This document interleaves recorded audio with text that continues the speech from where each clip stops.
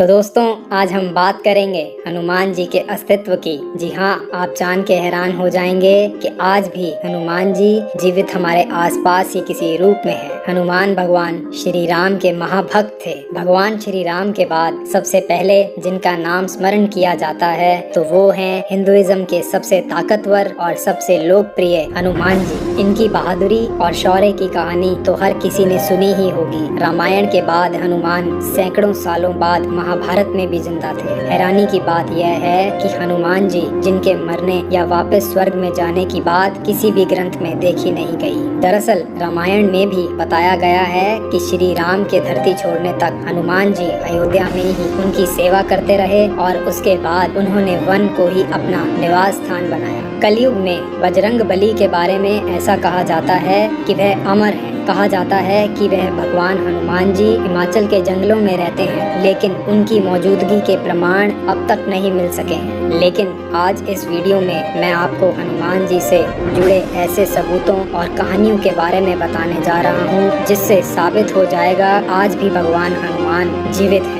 Video शुरू करने से पहले आप सभी से अनुरोध है कि आप वीडियो को जरूर देखें और कमेंट में जय श्री राम जरूर लिखें। तो आइए दोस्तों, देखते हैं हनुमान जी के जीवित होने के ऐसे पुख्ते सबूत जो आपको हैरान कर देंगे। पहले नंबर पर आता है श्रीलंका के जंगलों में मातंग नाम की एक जनजाति से मिलने आते हैं हनुमान। आप जान के हैरान हो जाएंगे कि कुछ साल पहले एक खबर सुर्खियों में आई थी कि हनुमान जी अब भी अपने भक्तों की पुकार सुन उनके पास आते हैं। श्रीलंका के जंगलों में मातंग नाम की एक जनजाति निवास करती है। इन कबीलाई लोगों का कहना है कि आज भी उनसे मिलने हनुमान जी आते हैं। एक अंग्रेजी अखबार ने इन जनजातियों पर अध्ययन करने वाले आध्यात्मिक संगठन सेतु के हवाले से इस सनसनीखेज खोज का खुलासा किया है। कहा गया है कि हनुमान जी इस जनजाति के लोगों से साल 2014 में मिलने आए थे। अब दोबारा 41 साल बाद वो फिर से आएंगे, यानी साल 2055 में बजरंगी अपने भक्तों से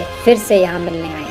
आपको बता दें कि मातंग एक ऐसी जनजाति है जो श्रीलंका के अन्य कबीलों से बिल्कुल अलग है। इनकी संख्या भी बेहद कम है। सेतु नामक संगठन के मुताबिक मातंग समुदाय का इतिहास रामायण काल से जुड़ा है। जैसा कि आप जानते ही हैं कि हनुमान जी को वरदान मिला था कि उनकी मृत्यु कभी भी नहीं होगी। हालांकि पुराणों में बताया गया है कि भगवान राम के स्वर्ग गमन के बाद हनुमान जी अयोध्या से दक्षिण भारत के जंगलों में चले गए थे। इसके बाद समुन्दर को दोबारा लांग कर वो श्रीलंका पहुँचे। उस दौरान हनुमान जी जब तक वहाँ ठहरे, मातंग कबीले के लोगों ने उनकी खूब सेवा की। इस सेवा के बदले हनुमान जी ने इस कबीले के लोगों को ब्रह्म ज्ञान का बोध कराया। इसके साथ ही उन्होंने यह भी वादा किया कि वह हर 41 साल बाद उनसे मिलने जरूर आएंगे। दूसरे नंबर पर आता है मानसरोवर की गुफा में देखे गए हनुमान जी और कैमरे में कैद हुई उनकी तस्वीर। आज मैं आपको हनुमान जी की उस दुर्लभ तस्वीर के बारे में बताने जा रहा हूँ जिसके बारे में कहा जाता है कि मानसरोवर की यात्रा के दौरान एक भक्त ने उनकी ये फोटो अपने कैमरे में कैद कर ली थी। हालांकि इसके बाद उसके प्राण निकल गए थे। इस घटना के बारे में कहा जाता है कि 3 दोस्त मानसरोवर की यात्रा पर निकले थे।